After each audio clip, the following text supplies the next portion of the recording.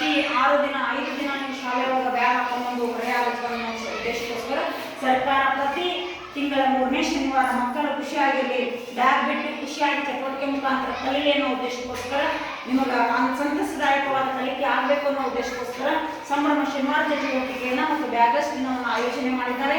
ಹಾಗಾಗಿ ಇವತ್ತು ನಾವೆಲ್ಲರೂ ಸಂಭ್ರಮ ಚಟುವಟಿಕೆಯನ್ನು ಏನು ಮಾಡ್ತಾ ಇದ್ದೀವಿ, ಸಂಭ್ರಮದಿಂದ ಆಚರಿಸ್ತಾ ಇದ್ದೀವಿ.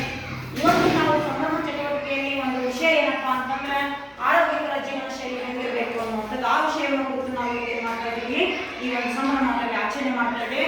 ಅದರಲ್ಲಿ ಅವಲೋಕನ ನಮ್ಮ ವಿಷಯದಲ್ಲಿ ನಮ್ಮ 8ನೇ ತರಗತಿ ವಿದ್ಯಾರ್ಥಿಗಳು ಏನ್ ಮಾಡ್ತಾ ಇದ್ದಾರೆ ಅಂದ್ರೆ ತಮ್ಮ ವಿಚಾರವನ್ನು ಪ್ರಸ್ತುತಪಡಿಸ್ತಾ ಇದ್ದಾರೆ.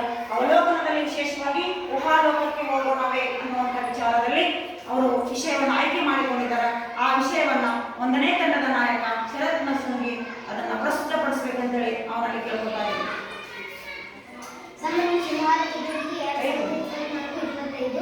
ಅವಲೋಕನ ಅಂದ್ರೆ ಈಗ ನಾವು ತರಗತಿ 8ನೇ ತರಗತಿ ಊಹಾಲೋಕಕ್ಕೆ ಹೋಗೋಣ ಅಂದ್ರೆ ನಾವು ಕಲ್ಪನಾ ಲೋಕಕ್ಕೆ ಹೋಗೋಣ. ಈಗ ನಾವು ಆರೋಗ್ಯಕರ ಆಹಾರ ಅಂದ್ರೆ ನಾವು ಒಳ್ಳೆ ಆಹಾರವನ್ನು ಕೊಡ್ತೀವಿ. ಆರೋಗ್ಯಕರ ಆಹಾರಗಳಿಂದ ಈ ಕಾಳುಗಳನ್ನು ಹುರುಳಿಕಾಳು, ಅಲಸಂದಿ ಕಾಳು, ಶೇಂಗಾ ಕಾಳು, ಕಡಲೆ ಕಾಳು, ಇನ್ನು ಮುಂತಾದ ಅನೇಕ ಕಾಳುಗಳು. ಇಂತಹ ಕಾಳುಗಳನ್ನು ತಿಂದರೆ ಇವತ್ತು ಸಹಿತ ನಾಳೆ ಸಹಿತ ಅಷ್ಟೇ.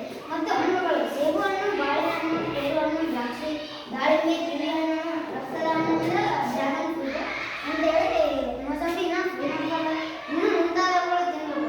ಆಗ ನಮ್ಮ ಆರೋಗ್ಯ ಚೆನ್ನಾಗಿರ್ತದೆ. ಇವು ಅಷ್ಟೇ ತಿಂದ್ರೆ ಅಂತಲ್ಲ, ಇನ್ನು ಮುಂತಾದವುಗಳಲ್ಲಿ ಅಂದರೆ ಈಗ ಆಹಾರದಲ್ಲಿ ರೊಟ್ಟಿ, ಚಪಾತಿ, ಅನ್ನ, ಮೊಟ್ಟೆ, ಚಿಕನ್ ಇವುಗಳೆಲ್ಲ ತಿನ್ನಬೇಕು.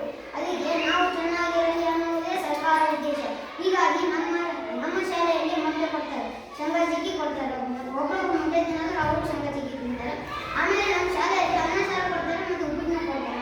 ಅಂದ್ರೆ ಇರೋ ಕಾಯಿಪಲ್ಲೆ ಅದ್ರಾಗ ಹಾಕಿರೋ ಕಾಯಿಪಲ್ಲೆ ತಿನ್ನಂಗಿಲ್ಲ, ಗಂಗಾಳದಾಗ ತಗೊಳ್ಳೋದು ಹೊರಗೆ ಹಾಕೋದು. ಈಗ ಮಾಡಿದ್ರೆ ಅದು ಏನು ಹಾಳಾಗ್ತದೆ, ಜಳ ಹಾಕಕ್ಕಾಗ್ತಿರ್ತಾರೆ ಅಂತೇಳಿ ಈಗ ಹಾಕೊಂಡು ತಿಂದ್ರೆ ಈಗ ತಿನ್ನೋದು ತಿಂದ್ರೆ ಗೊತ್ತಲ್ಲ ಏನು ತಿನ್ನಲಾರ್ದು ಬರುತ್ತಾರೆ ಅಂತೇಳಿ ಈಗ ಆಹಾರ